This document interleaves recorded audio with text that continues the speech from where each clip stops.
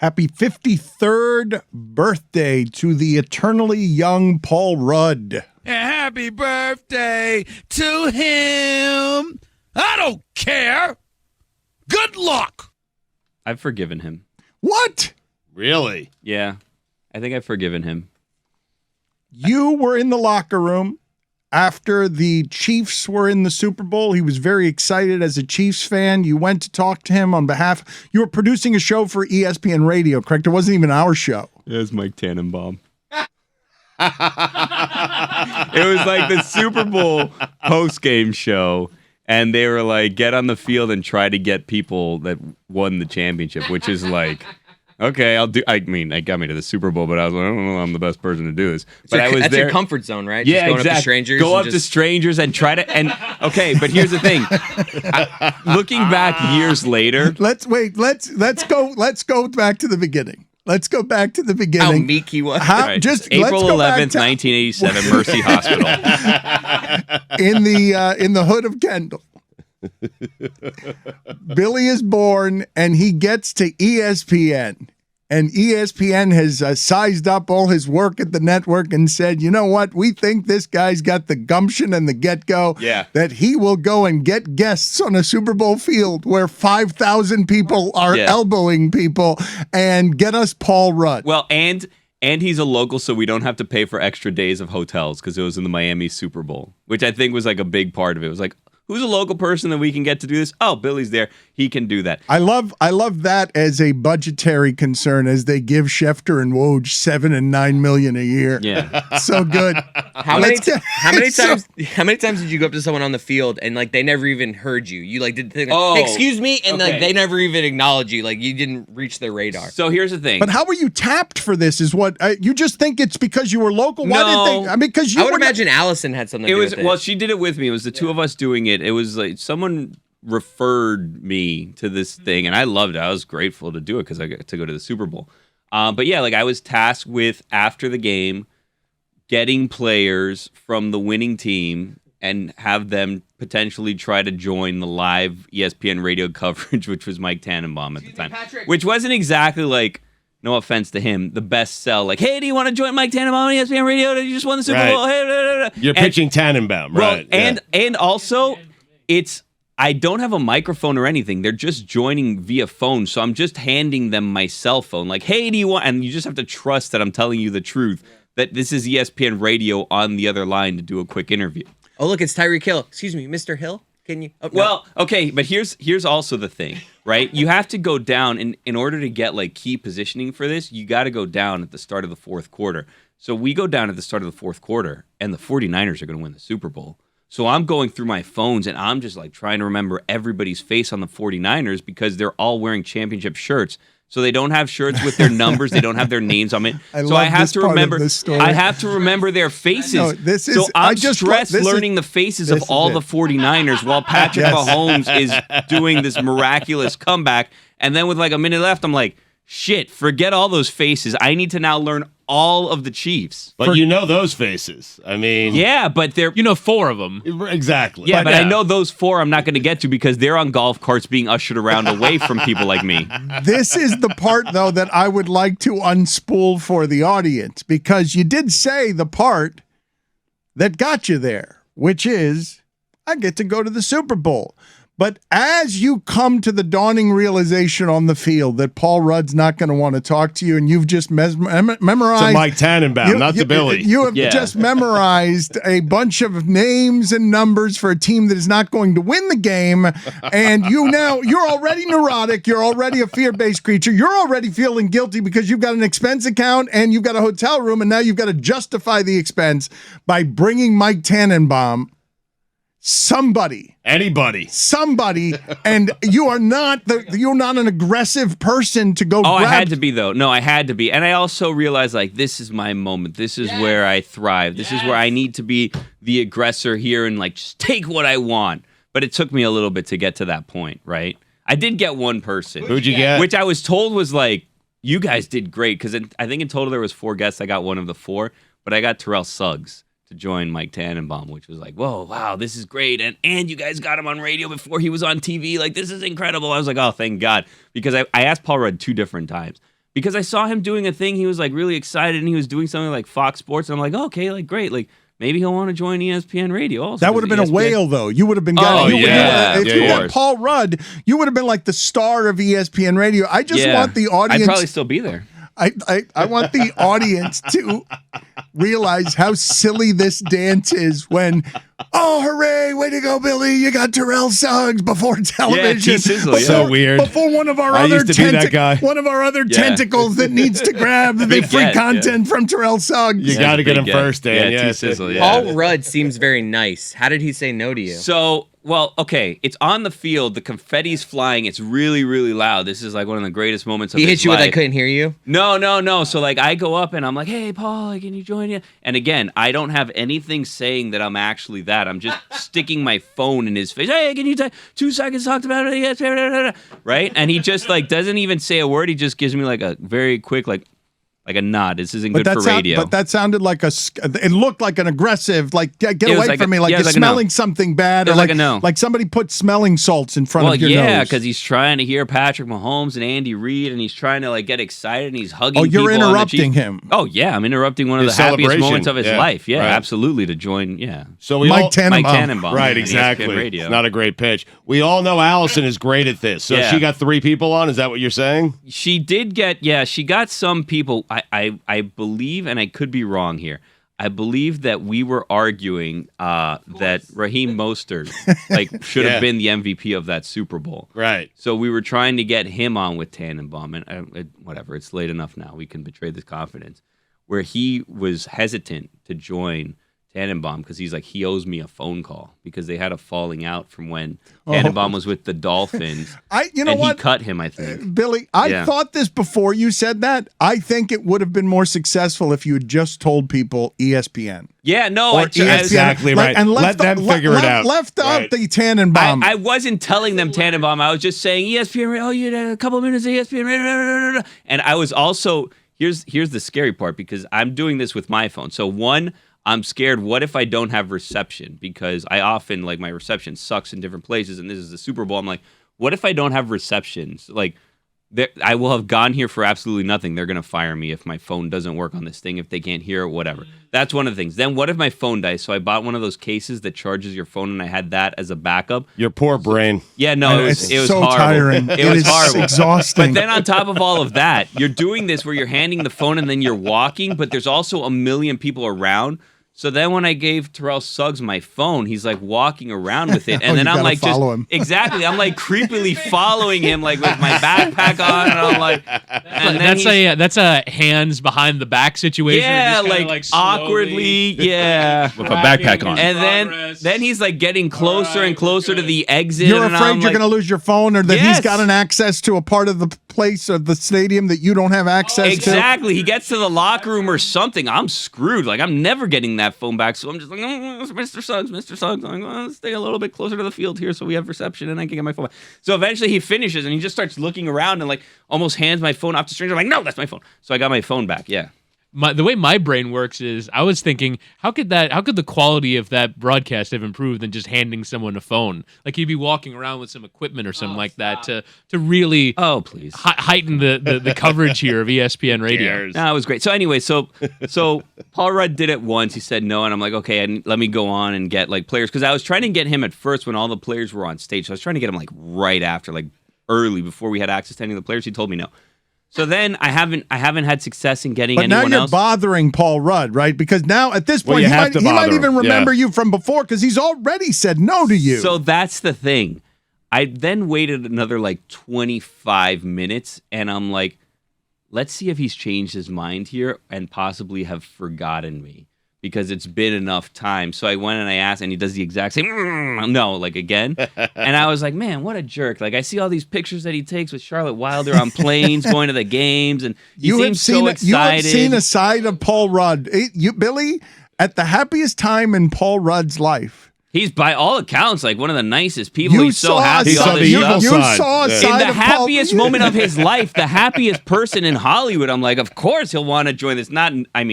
thinking. Of course, he'll want to join Mike Tannenbaum. Exactly, not thinking that every single person on that field wants him to join whatever it is that they're doing, right? Dan is so right, though. You should have went ESPN. I would have went with Boomer and TJ. Really? Like, personally, yes. Just So lie let to them him figure it about out. who it is. 100. Yeah. I've done it before. And I'm sure something horrible will come out. Wait a minute, what? What? What happened there? You just straight up lied as to who someone was going on with? Oh, I have on Radio Row. I have done that a number of times. Yes, I let them figure it out. Really? Yeah, there was a time Hank had to stay back in Miami. I'm going back way back locally. Hank had to stay in Miami, and I was telling people that it was for ESPN Radio. Hank worked for WQAM at the time. Then they asked which host at ESPN Radio, and I said Mike Golick. I mean, how about that? The hammer wasn't good enough. Yeah. I think that's honestly what happened with T-Mac with us last week. I think so. Because he was like, "Where's Dan?" Yeah. We're like, "Oh, Dan's yeah. Oh, you have to, but if you're going to be good at that job, You gotta do that. You're going to bend some rules.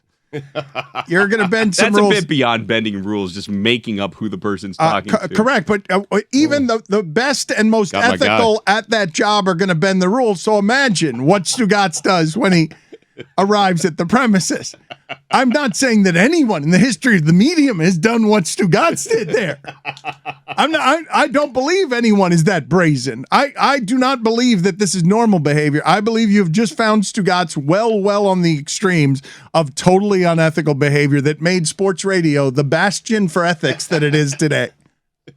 The ends always justify the means with Stugotz because he just whispered in the middle of that, got my guy. Yeah. And for him, that's all that matters. That's how you get Tony Siragusa. I mean, Goose, I'm telling you, Radio Row. If he doesn't like Hank, you have to pivot and say it's someone else. Hey, I'm producing 2 shows. Another fat guy, yeah. just another. Oh, you don't like Hank? You How don't about like Golick? that? You don't like that fat guy? How about Golick, a more lovable fat guy? You're just going through like Yes. in your head, who is simpatico with Tony Siragusa? Golick. So long story short, Paul Rudd said no to me again, and I had this grudge with him, and I'm like, man, what did you? I should have lied, and I should have said I was with Ellen because Ellen had like a camera crew there, and they were running around getting people. I should have said I was with Ellen. Yeah, because Ellen also Ellen also got Eric Stonestreet, who I was trying to get that day because he was also running around on the field as a Chiefs fan, but I couldn't get to him. But I should have said that I was with Ellen. So, anyways, I've been holding this grudge with Paul Rudd until honestly, like last weekend or the weekend before, and I said, you know what? In one of his happiest moments, I was a stranger he doesn't know, just shoving a phone in his face and expecting him to just do whatever I wanted for me, like a clown. And that was wrong of me, so I forgive him. So I did it Happy twice. birthday. Yeah, I did it twice, but now I forgive him for not giving me what I wanted on the best day of his life. Happy birthday, Paul Rudd. Happy birthday to him. I don't care. Good luck. Long story short, my ass.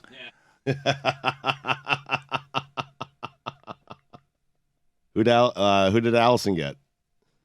Besides Mostert. I think she ended up getting Mostert, and I don't remember. She got like 2 other people. At the end, it was so sad because I felt like a failure because I only got 1 person. Yeah, but you got the person. It wasn't the person. Like, well, I mean, of the 4 you got. Yeah, he was a good get. I mean, Mostert was good because he had a great game. But I was walking around at the end, and it was like the saddest part because there was only like 2 people left on the field, and it was like I couldn't tell if it was the punter or the kicker. And I'm like looking at my phone, and then I don't have service, and I'm like, Jesus, I'm not gonna ask the punter to join and call him the kicker, or the other way around, and just insult this person. And then I was also like, the benefit of like the highest plus of this is I get the kicker on, so like. Harrison Butker or something? Yeah, like it wasn't worth it. And I didn't want to be rejected by the kicker and leave the night. Plus, that was also the Super Bowl where The Masked Singer aired right after, and I knew like I'm gonna have to do the Music Dome tomorrow morning. Oh, you had a lot going on. And I watched The Masked Singer on my phone, recorded on my DVR on the bus ride home to make sure. So I'm taking notes, and I'm like, me make sure that I have this right. That had to be a low point for you in your career. Huh? It was After such a high. The high of the Super Bowl very quickly became the low of I need to make sure I need to make sure to have this ready just in case Dan decides let's do the Music Dome the day after the Super Bowl. Didn't we lead with it? Sure enough, Yeah, we led did. with the Music Dome, and that Billy, was a way to big know fight your at guy. ESPN. Yeah. Billy, do you know how much trouble we got into? Oh, I know. I was the face of that unintentionally. Yeah, I was the face of that prank on let's ESPN. tell this story. Let's because this is where I was trying to get with all of it, because I actually want to know if, knowing what you know now, you would go and do it all over again, because the joy of it was through sports, through ESPN, getting to be at the big thing, Super Bowl in Miami. They've hired me. They're paying me to do this. That's a bit of a dream come true. They're paying me to do this as a sports kid who grew up in the hood of Kendall. That was great. That's one of those. It's one of those where you put in the day starts when you leave your house, and you put in the day ends when you get home. And that was a long day. that was so time and a great. half. Can't even imagine. So time and a half. day, and yeah. but they got you because you lived close. They did not pay any attention to your skill set whatsoever. What is that supposed to even mean? You said that they didn't want it, they wanted to save money on the hotel. Well, as they've spent $250 million in free agency. I don't know that that's the case, but I would say it was a perk. They didn't have to have someone stick around a couple days. I was there. I was going to volunteer to do it the next year in Tampa too. Okay, so if you were going to volunteer, then it was, even having experienced all of what you just described right now, which sounds like a horror, the last 8 hours of your day, you'd do it all over again. Oh yeah, it was great. Went to a Super Bowl, It was time and a awesome. half. Yeah, it was great. Free hot dogs and Aquafina. I want to hear more before we get to the story of the Music Dome of Bezos was there. Billy's out of body On the experience. bus? No, like his out of body experience where he decides I'm going to be a different person for the next hour and a half. I've been there before where it's like, you know what? I'm going to throw all my inhibitions away about having shamelessness. I want to hear this. I'm just going to go. Well, Yeah. but Billy, I'm at home. The thing I've seen on Whitty's face, I don't think I've read this wrong, is that Whitty, in Whitty's way, I believe, is secretly having the thoughts of, if I'm there on behalf of ESPN at the Super Bowl, I need to be in a suit and I need to be carrying a box that says ESPN on it and a microphone, and I have to be someone who presents as, you cannot turn me down. I'm an important person. You must come be interviewed by Mike Flags, ESPN, Mike Tannenbaum, Flags. but he would have ESPN stickered all over his body. I feel like Whittingham's been judging you a little A bit. suit here. would help there. This is the one instance where I'm kind of with Whitty. A suit would Feels get you important, more respect right. in that Yeah. spot. Yeah. Were you wearing I'm like a not lot judging Billy. I'm actually admired because you actually recognize in the moment, like, all right, I gotta go for this here. I gotta step up. I gotta be shameless. I gotta ask people questions. I gotta shove a phone in their face. And I feel like you accomplished your goal. Actually, if I remember correctly, you weren't like dressed in your normal pastels. You had like a dress shirt, like a button Like a roast of me today. What's No, that? I'm Am I just saying, dying? if I'm thinking back, he actually did dress up. He a was little dressed up for Yeah. it for the occasion. Yeah, Of course, not in a suit. I had to dress up a little bit. Yeah. Did you have a hat on or? I did not didn't- have a hat Okay, on. I good. combed my hair. Just The asking. pastels right. is a compliment. I like your bright colors that you wear.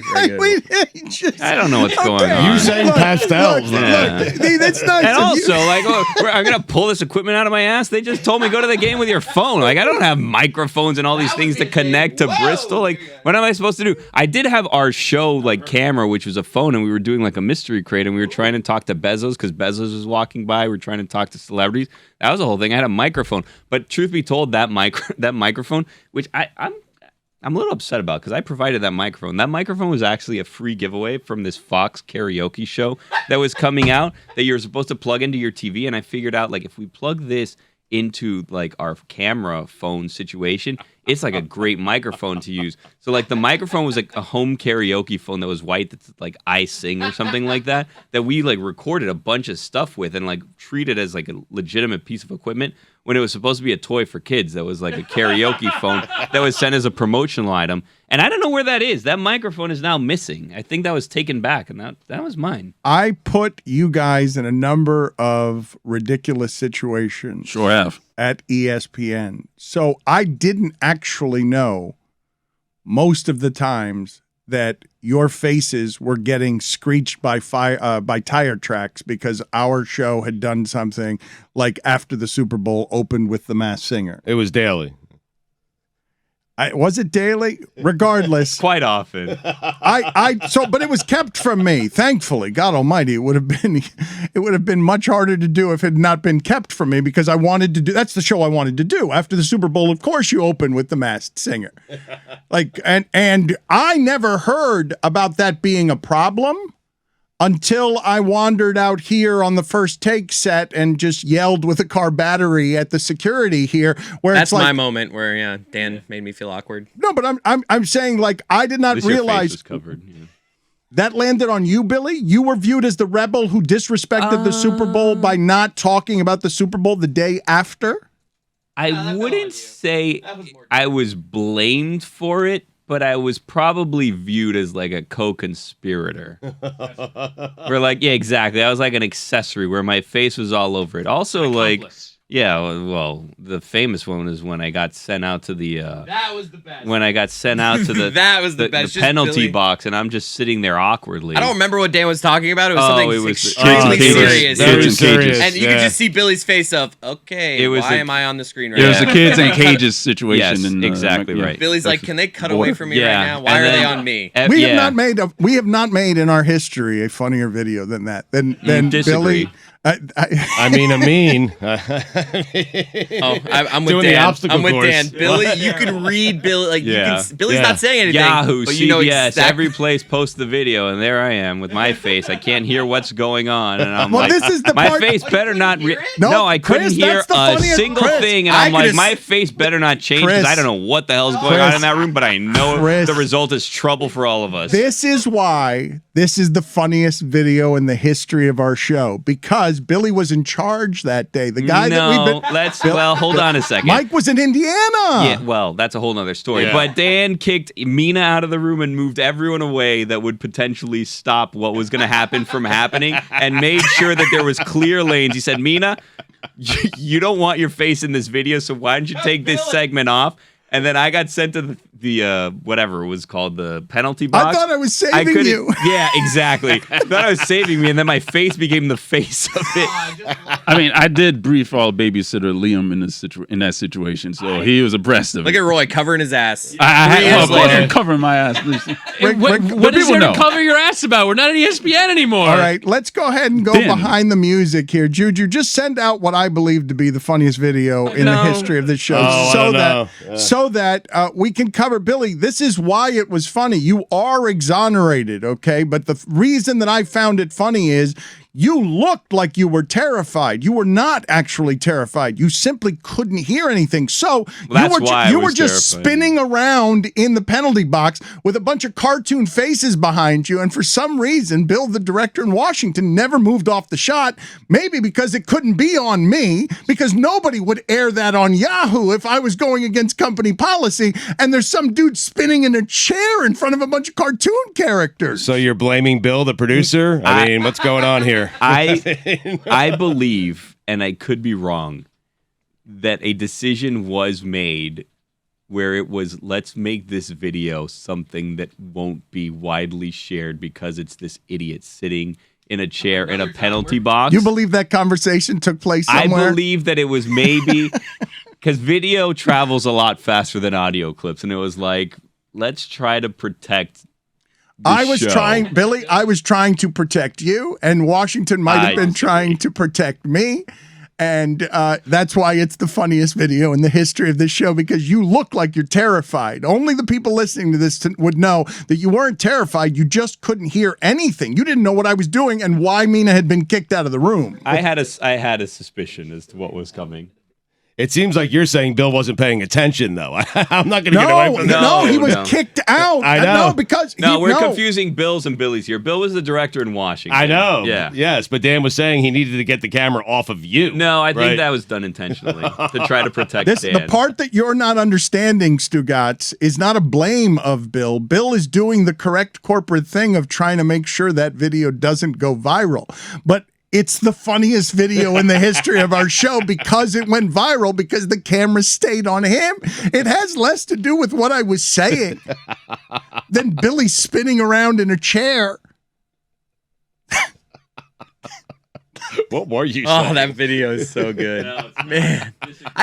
I'm stunned right now that Billy was not listening, because if you look at Billy's face I there, couldn't it hear it. looks like he's hearing it all, but he just No. I think he doesn't hear it, but you knew. You knew what was happening. I knew what was happening, and I knew that my wedding was in a week, and I knew that I was supposed to go the next day on like a bachelor trip, and I'm like, am I coming back to a job or? Billy, last night you dabbled in something. I see Mike Ryan is now sniffing around baseball again, only if he can get some action in the fringes, and so he's doing fantasy drafts. Every year, Stugotz eats up these fantasy drafts and does so with a ringer who picks his teams for him and helps him win. And you feel how, Billy, as someone who loves DraftKings, as It's someone the worst of the drafts. Fantasy baseball is the absolute worst of the drafts. Like, not even close. It's the worst of the drafts. The original is fantasy baseball the first fantasy? Yeah. Yeah. There was a 30 for 30 about this. The Yes. first ever rotisserie league. Rotisserie league, yeah. Football, you can be done in like 40, 45 minutes. Baseball's 26 rounds I had last night. Is it online? It took was online. Even online, it took forever? It took over 2 hours. Oof. Over 2 hours. And by the time you're like on the 23rd round, it's like, who gives a shit? Who cares? How baseball is that to make even the fantasy, which is what makes the other, which makes football popular, is that everyone's gambling on it. Even that they can screw up by making it ponderous. But you have to. That's the thing. Like when I lose focus in the later rounds is when you have to be paying attention. You have to have stamina. Yeah, you have to, Yep. because that's where you get the people, especially if you're in a keeper league, that you like, okay, let me get the top prospect of like the Indians and hope that they call, or the Guardians. It's Fine. where you win the league, Billy. That's where you win the league. It Yes. is. It's in the later rounds, and it's in like the first week of free agency. Because what happens is, especially in like this league that I'm in, it's 12 teams. There's no pitchers available. Like starting pitching, if I didn't get starting pitching in this draft, like I better pay attention after like the first start, or I'm gonna miss out, and I'm not gonna be able to get any pitchers the rest of the season. And you have to draft like these people that you hope get called up so you can use them as keepers next year and hope that they like take off. Like I have someone that had Shohei Ohtani in our league as a keeper in the 19th round, because it's like a 2-year keeper thing, and they just picked up Shohei Ohtani like right after Tommy John surgery or something like that, just to have him this year in the 17th round instead of like the second pick of the draft. Did we lose Dan? Fantasy talk? Well, I just love that It's horrible. Stugotz is telling you how much stamina it requires in the later rounds when he farms it out. Yeah. Well, that's why I got Inferno, because that guy will go all night. Fantasy man. baseball, there's the widest gap in What? the good fantasy owners and the terrible fantasy. Like fantasy football, I feel like at this point most people have a feel for it. In baseball, because you got to be all over the waiver wires and picking up players. There's nothing worse than the guy in your fantasy baseball league that is just always picking up everybody, making the most moves. That's Inferno. Yeah, I hate that. There's Like, always- that's why I don't do fantasy baseball, because it's like I don't like those people that take it way too There's seriously. always one or two people in your fantasy league that multiple times a week or a month you'll say, does this person have a job? Like, how are they doing this? Yeah. How are they picking up these people at these random times in the middle of the day? How do they know 3 days before it's announced that they're calling this person up? How do they know that this person is injured? How do they know this? How do they know You these work in things? sports. You work Exactly, at ESPN, and it's an and you embarrassment. can't keep up. I can't keep up. The last thing that I'm going to be doing is looking at waiver wires at like random times. And baseball's every single day. Every single day. Fantasy football is easy compared to fantasy baseball. Fantasy baseball is 6 months of every single day. It's a grind. It's off. I feel like a Major League Baseball player. Yeah. Honestly. I think I work harder than them. It's why I got out of the game. No, it's why I got out of the game and hired Inferno. I mean, it's too much work for how me. many, Stugotz. Stugotz, how many Genius. different reasons are you going to give us for hiring Inferno? You hired Inferno because you want to win money while cheating. Like, you don't have to explain. Well, it's not cheating. He's my partner. I mean, I give him a piece, you know? It's harder. 80-20 your way. It's harder to play fantasy baseball That than it is much? to play regular baseball. Stugotz, correct or incorrect? Well, Put it on the poll, Guillermo. I don't know, Bill. Is it more wearying and More more of a grind. more of a wearying there's no grind travel. to I'd play rather get on fantasy a plane. baseball than to play Major League Baseball? I would rather honestly travel every 3 days on a private jet than have to do waiver wires every single day. It's so exhausting. It is not surprising that you would turn fantasy into a suffering, or that baseball would turn it into something ponderous. But I have been wrong about fantasy, because I believe it to be truly dreadful content. I don't believe anybody wants to hear about your fantasy team, but so many of you are now in fantasy leagues that maybe you do want to hear a whole bunch of people talking about their fantasy teams, because it's not interesting. It's not interesting to me. Right. But I do understand that it makes you care about the sport. Like, one of the evolutions of the fan is going to be through how it is you attached in fantasy. I was having this conversation the other day with Bill Lawrence. His son doesn't know the players. They're just numbers to be moved around. Like, they're not watching games.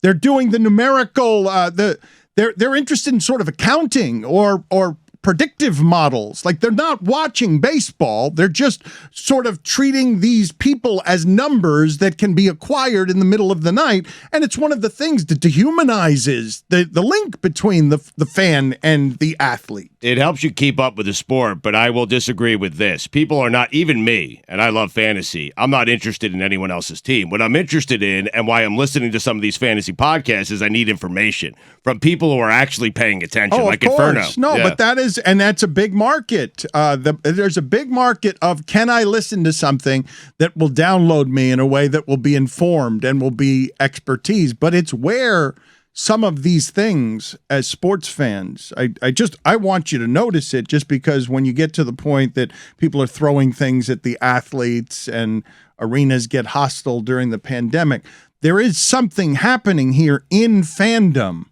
that makes athletes, human beings, even more commodities than they were before, when you're literally transacting them as numbers without even watching the games. Like, to me, it's interesting societally to see the threat of that and how it would contaminate sports fandom. Or even in the football format, there is the auction draft, which I think is the most fun form of it, but you're literally auctioneering NFL players. Isn't that by player, though? You have to go by player instead of by... That must take forever. Well, someone calls up a player. I've never done that before. It's I've great. Never done an auction I've done draft. it before. Is that It's fantastic. But is that the actual verb, auctioneering? Didn't ESPN get in trouble? They did, yeah. Like for doing right after. Yeah, Billy and I were in Bristol for that. Yeah, that was. What happened there? What's the story? Well, we weren't really part of it, but they did something out in like the outside the cafeteria where they culturally tone deaf. They auctioned. They did an auction. Yeah, it was part of their fantasy football marathon where they tried to make the act of the football auction draft, like they tried to act that out. But what happened was they had an auctioneer auctioning off a black player. Yes. It didn't obviously go well. Right, but this was right after. This was right after something that was hugely societally turbulent as well. It wasn't just happening on ESPN2 at midnight. It was just like, oh no, you're not paying any attention. Get away with anything. ESPN2 midnight. You're not paying attention to what's happening in the world right now. It was also like middle of like drive time. It was like 9:30 or 10 a.m. and it was like quite the oversight. You guys were there. You guys were there on the Bristol campus. You two, Billy and Chris were there just wandering around. You could feel the fear. We were in the studios when numerous calls were being made, and it was time to figure out what course of action. It wasn't our show, though. Yeah, no, it wasn't our show, but we were just kind of. All right, we did the Dan thing, like not us. For once, it wasn't us.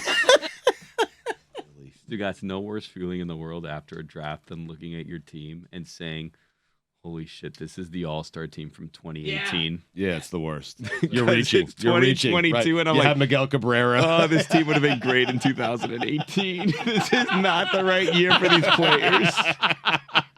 Right, because you're just drafting names you recognize at a certain point, right? No sport makes me feel older than baseball, for sure. With like the guys, like I used to know, like, you know, there's no Austin Kearns anymore, boys. Yeah, I saw Todd Frazier retired yesterday. It's like, oh no, the Todd. Yeah.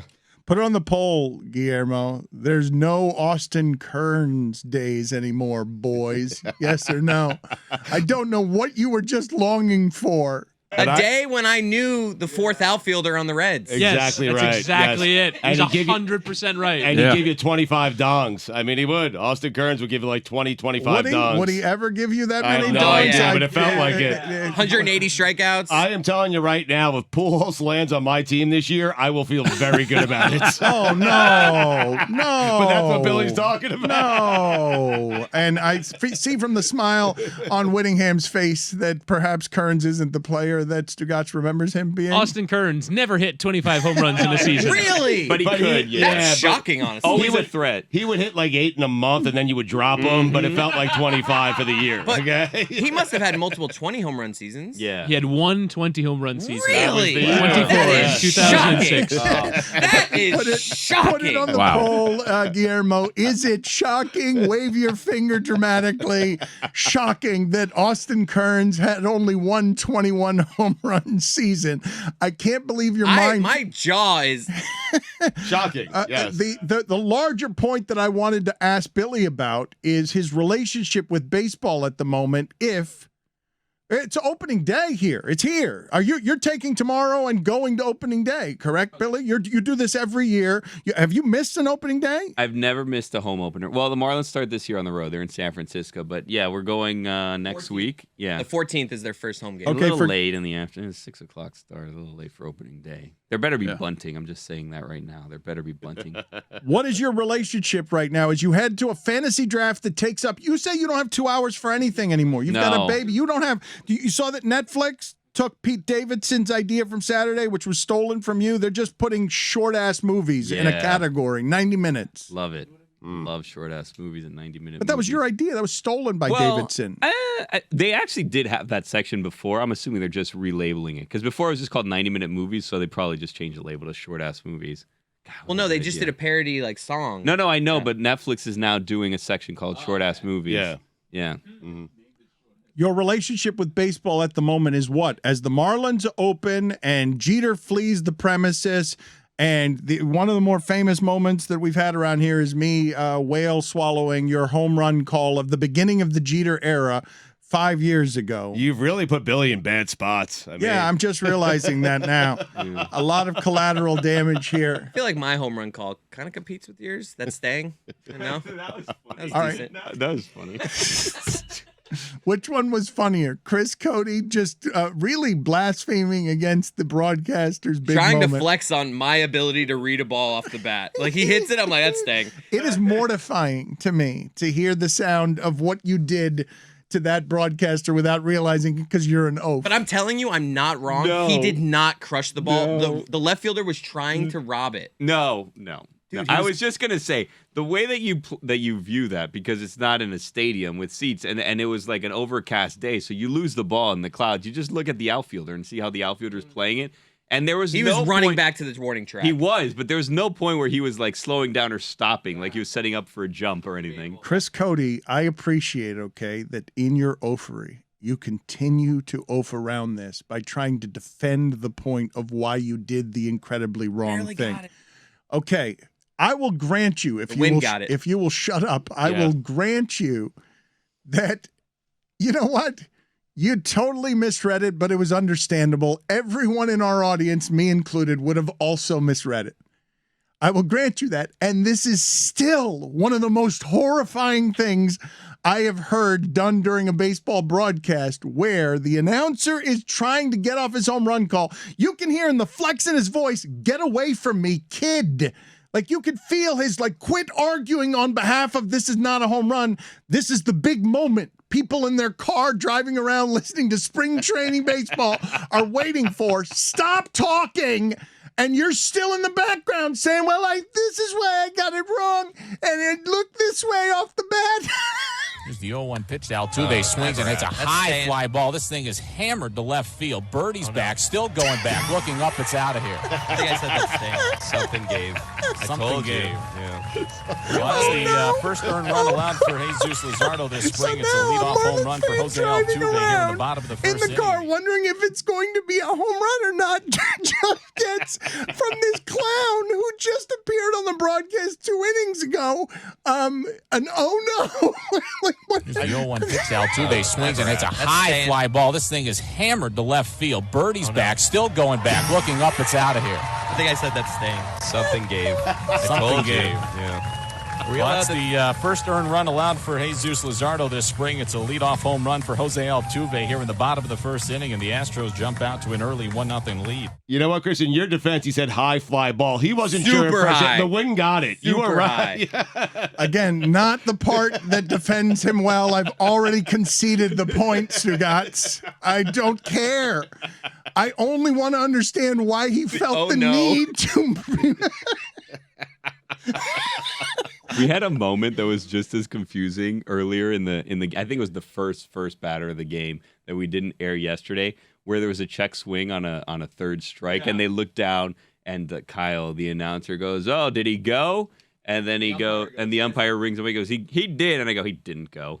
And then he's like, "He didn't go," and I'm like, "Well, disagree. Agree to disagree." It's great on the radio for people. It's so infuriating. Your one job to communicate to the audience what happened. That is the first and only priority of radio broadcasting is tell the people. But Billy doesn't think he went. He didn't the go. The job yeah. is like he's conveying to the audience, hey, this was close. I don't think he went. Think that it was that bad. Well, if it's here though, I will listen to it and we'll get to it in a second. Who's the courtesy on this? It's just Marlins 940 baseball? wins. Yeah, all right, this is 940 wins, and I want to deconstruct some of this because, Billy, I believe it is possible because of the entirety of that clip.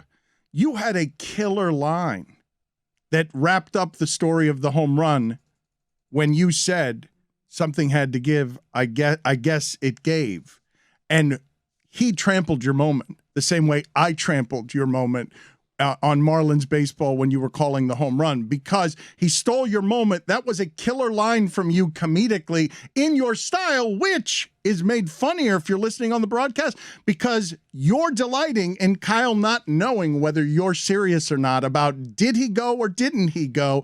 You're offering your opinion to him, but you're doing it so deadpan that he's taking you as fact, correct? He's thinking that what you're saying is factual, that you're saying he didn't go, and now you're in an argument with Kyle about whether he went. It was the first batter of the game, so Kyle was still kind of getting to know us a little bit, I would say. And you come in with a joke off the top saying he didn't go in your way because it's your opinion, and he might be taking it as you giving him information? Possibly. We could listen to it. Here's the 0-2 pitch to Wendell. A check swing. Did he go? Yes, he did. No, he didn't. And he's down on strikes. There's one out here at the top of the first. No? You were great. Here's the 0-2 pitch to Wendell. A check swing. Did he go? Yes, he did. No, he didn't. And he's down on strikes. There's one out here at the top of the first. No? Well, I mean, the umpire said he did, but I said otherwise. Speaking of those umpires, Ryan Addington, if you've got any questions, comments, or concerns this afternoon, calling the balls and strikes behind home plate. Jerry Meals, Chris Conroy, and Brock Ballou are on the bases here at the ballpark of the Palm Beaches.